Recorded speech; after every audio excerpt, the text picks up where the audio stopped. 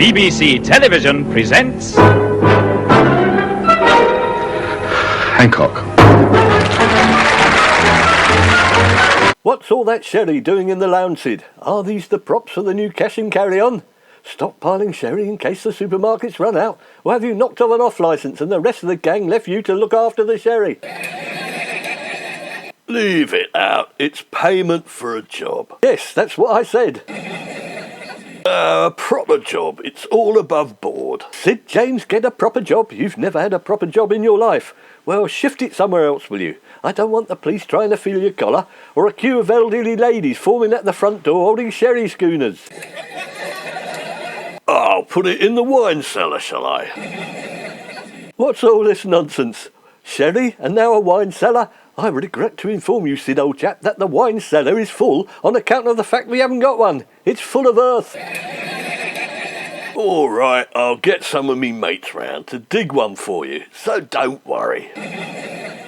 Oh, no, you don't. I can just imagine number 23 railway cuttings disappearing into a large hole excavated by 10 drunken men swigging sherry. Don't bother, you'll have drunk the lot in a couple of weeks. Put it in your bedroom. I'm not going to drink it, it's special. I'm keeping it and maturing it. Maturing alcohol, eh, Sid? The longest I've seen you mature any alcohol is a pint, and that's down your neck in 30 seconds. You're a guzzler. Live with it. You'll be wanting croissants and fruit juice for breakfast next. Well, if you must know, I've got another job. A push one. I am going up in the world, in fact, and I can't get much higher up the social ladder than now. The person who does this job of mine gets a sack of sherry. That sounds more like Sid James, so you've got the sack already. I'm not surprised. Climbing up the social ladder. Does that mean you've got a window cleaning round? You're supposed to be Hancock's half hour and in your betting office. I don't work for Hancock's half hour. I work for the BBC. Well, all right. What's this other job then? I work for the Queen. Of course you do, Sid. Yes, Buckingham Palace has a lot of windows. Very nice too. Of course you work for the Queen. Sid James, by royal appointment to Her Majesty. What else do you do for her? Roll up to the palace, ask Liz if she wants a monkey on the 4:30. It's nothing to do with betting or window cleaning. Stop stereotyping me. OK, so we're playing 20 questions, are we, Sid? What are you, animal, vegetable or mineral? I'm a poet. Poet? Just for a minute there, Sid, I thought you said the word poet. What sort of poet? Because there must be different kinds. Yes, that would be the last thing I would have guessed, just behind member of the Red Arrows. Leave it out, Hancock. I really am the Queen's poet. She rang me on Tuesday to tell me I've got the job as Poet Laureate. There's a bit of a problem with this story, Sid. You're not a poet. Firstly, do you even know what a poet is? And secondly, name me a poem you've written. Of course I know what a poet is. All right, what is it? Someone who writes poetry. Yes, very good, Sid. Well, it's close enough. Tell me a poetry you've written. I've got one here as it happens. I wrote it last week. It's called I Am a Comedian. I like to make people laugh with jokes I make up in the bath. I lie there covered in bubbles and help out others with their muddles. Help everyone out with their muddles? Surely it should be help everyone out with their troubles. Whose flaming poem is it? That's why I'm a poet and you ain't. I'm interesting in putting the unexpected in. That's what makes a good poet. Yes, but it's still supposed to make sense, isn't it? It's not meant to be gibberish. I can't quite believe this. Look, why don't we invite Kenneth Williams and Atty Jakes round and share the good news? I like a good laugh. I'll ring them in the lounge. I don't know, don't laugh. You won't quite believe this, Atty. Sid thinks he's the Queen's poet. Poor sod must have had a concussion. Banged his head on a bar stool or something. They do that fighting for loose change in the pub. Come on over. It will be worth a few laughs anyway. Bring Kenneth. Good evening, Sid. I didn't know you were a poet, but then neither did you. Funny old world. I remember taking a book of your poems out of the library. Oh, wait a minute, I couldn't, because they seemed to have all disappeared off the shelves.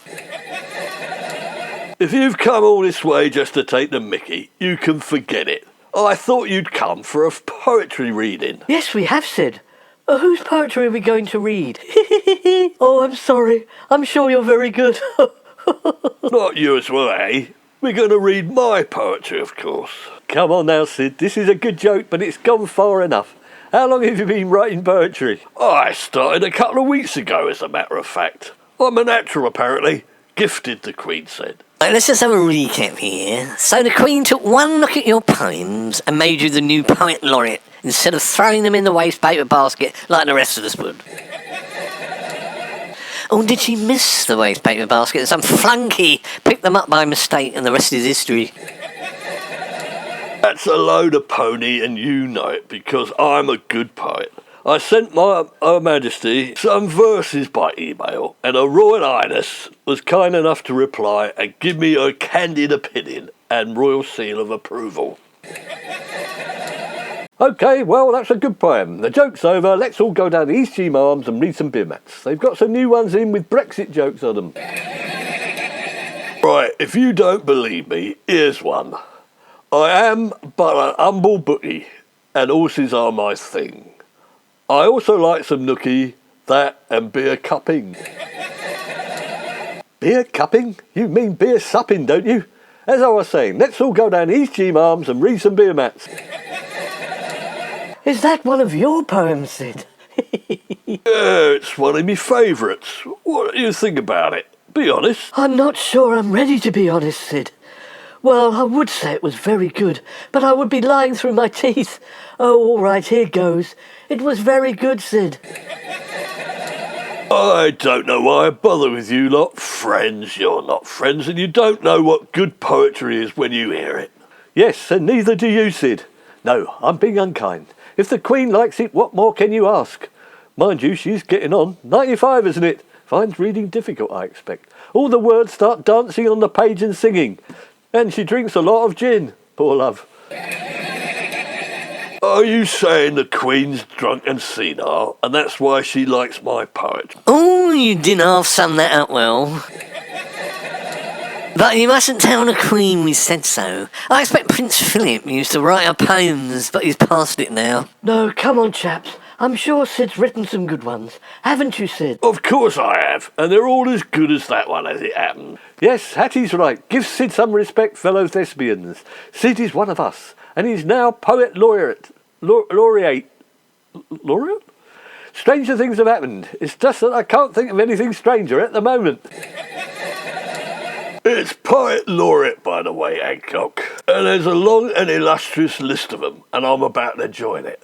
John Betjeman, William Wordsworth, Lord Tennyson, and Sid James. Who's the last one? I haven't heard of it. I'll tell you what would make me really happy. I'd like to put some of my poems in Hancock's half hour and make it a bit more upmarket.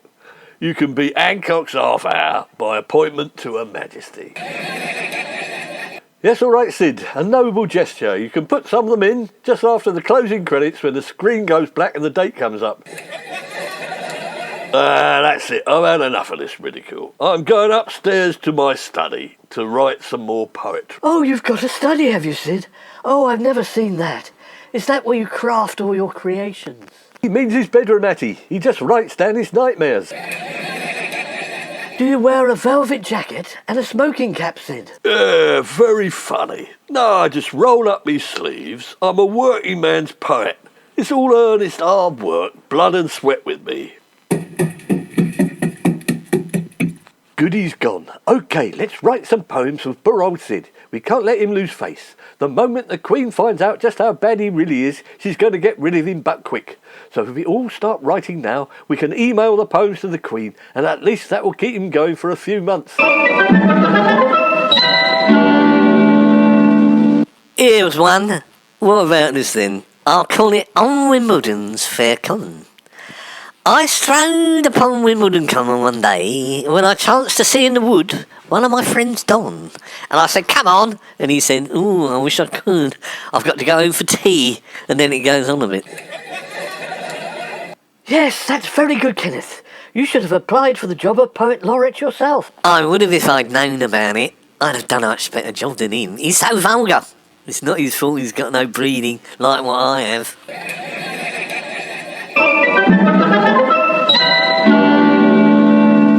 Why so glum, Sid? I lost me job as Poet Laureate. The Queen said she didn't like the last lot of poems I sent. And she wants a sherry back and all. Oh dear, we thought she would have liked them even better. A bit more mature, reflecting, a diversity of points of view, and the finer things in life. That's exactly what I was thinking at. But she said I've changed my style and I've lost my down-to-earthness, which is what she liked. And in particular, she said she really hated one called On Wimbledon's Fair Common. She said it was la-di-da and a bit poncy. But I haven't written one called On Wimbledon's Fair Common. I said it wasn't one of mine, but it didn't do any good. Poncy? La-di-da? Oh, what does she mean by that? Silly old trout, I'll kill her. I thought On Wimbledon's Fair Common was really good. No accounting for taste though, is there? What do you know about On Wimbledon's Fair Common? You haven't heard it, Kenneth. How would you know if it was good or not? No, what Kenneth means is it sounds like it could have been good. We don't know anything about it, do we, Kenneth? Oh no, stop messing about. I was just pretending. You know me, always making things up, pretending I know everything. I'm just a dummy, really. On Wimbledon's Fair Common, never heard of it. Rubbish, I bet it's rubbish, garbage. Hang on, the Queen thought it was one of mine. Oh no, sorry Sid, if it was one of yours, it couldn't be rubbish, could it? Yeah, but I didn't write it. She just thought it was one of mine. Make your bloody mind up. Well, you're best rid of this silly old bat. He clearly doesn't know what's good and what's bad. Living in the big house with only sycophants and phonies to talk to, that's what does it. I did have a quick read of On Wimbledon's Fair Common, and it was trash. The worst thing I've ever read in my life. It was pathetic. Humdrum. It made my stomach churn. I thought I had coronavirus. Steady on, Sid. Ooh, it wasn't that bad. It was better than your childish stuff. I've read poetry, you know, not like you. How do you know it wasn't bad if you haven't read it? Read it? I flaming wrote it. It was a work of genius. I thought you had. I told the Queen it was by you, Kenneth Williams, and you were trying to ruin my reputation, and she called you a gutter snipe. Me a gutter snipe? Ooh, does she think she bloody is? I'll rip a bloody crown off.